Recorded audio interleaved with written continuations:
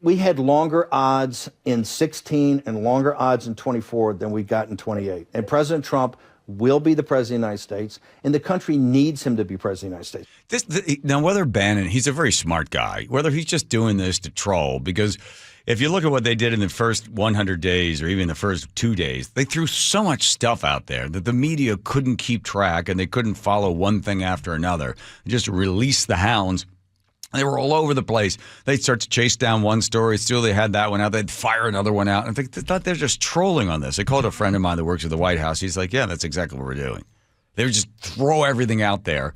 The media runs around. There's not enough of them. And by the time they sort of run those stories down, they're about to get to whatever it is, find out there's nothing at the other end of it, they fire another one out. So, is this bad? I mean, if you want to make people upset, tell them, 22nd Amendment, we're going to work our way around that. We have to finish what we started. And then you start to say stuff like this. And the way we finish it through Trump. Trump is a vehicle. I know this will drive you guys crazy, but he's a vehicle of divine providence. He's an instrument. He's very imperfect. He's not churchy, not particularly religious, but he's an instrument of divine will. And you can tell this of how he's pulled this off. We need him for at least one more term, right? And he'll get that in 28. Okay.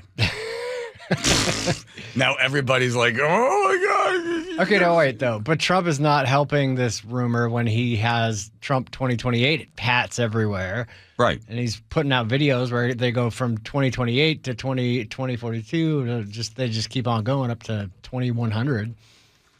Right, because then follow it if you are in the media. The media then follows, well, can he do this? How would he do it? Why would he do it? He's the king. He's trying to take over. He's trying to implement all these things. Right, what it does is it stops anybody from talking about Vance or anybody else that's thinking of running. In a way, he closes off the media from starting to talk about anybody else that might want to run for president, because then what happens is, normally about in the next year or less after the congressional races happen, you're going to start to see people start to move in on the field, and then they're going to be asked questions. They're going to ask Vance, well, what do you think about blowing up possible drug boats coming out of Venezuela? What do you think about this? What do you think about that? And then somebody else comes along and they want to run for president. They're going to be asked about, what do you think about the tariffs, right? In a way, what this does is this fortifies Trump from having other people that are in the party have to be asked questions about the Trump administration.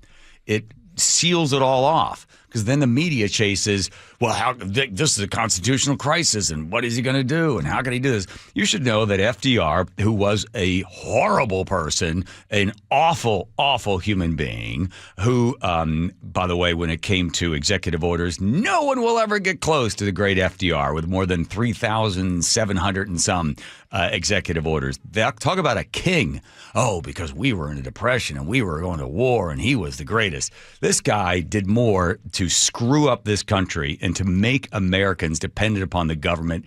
Next to it would be, I would call FDR would be number one, the worst when it came to expanding the size of the government and making people dependent upon the government. When he gave his speeches, his big speech about want and need, and in the rich country, we're going to make sure no one goes hungry and everybody gets a house and everybody gets a job and everybody gets this, something for everybody.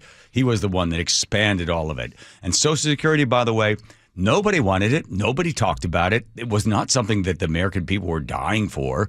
They just simply expected the fact that, well, I work hard and I'll put some money away and I'll try to save some money and then I'll probably die in a couple of years. And Roosevelt comes in and gets this whole thing going with Social Security, because he knows, how do we get people dependent upon it? How do we make sure that they vote Democrat for the rest of their lives? And how do we make sure their kids vote Democrat for the rest of their lives? I know. Let's just start giving everybody something. So it was FDR that started that whole thing. And that is a true beginning of America moving in the direction of the federal government overstepping what constitutionally it's supposed to do. And the reason he got 3 terms is because there was nothing it was a 22nd Amendment. Before that, they had never written anything. It was George Washington they wanted him to run again. He goes, no, I don't want to run again. I don't want to be a king. I don't want to stay in there. Get somebody else to get in there. But Roosevelt's like, oh, we need to be in there because we're in war. We're not going to trade horses in the middle of the stream. This is going to be very dangerous for everybody. But then I think it was 1947 or 54 by the time it got passed, if memory serves me correctly, the 22nd Amendment was like, nope, no, you don't get 3 whacks at it. You get 2 and that's it, and that's all you're going to get. So how would he possibly do it? I don't know. He won't.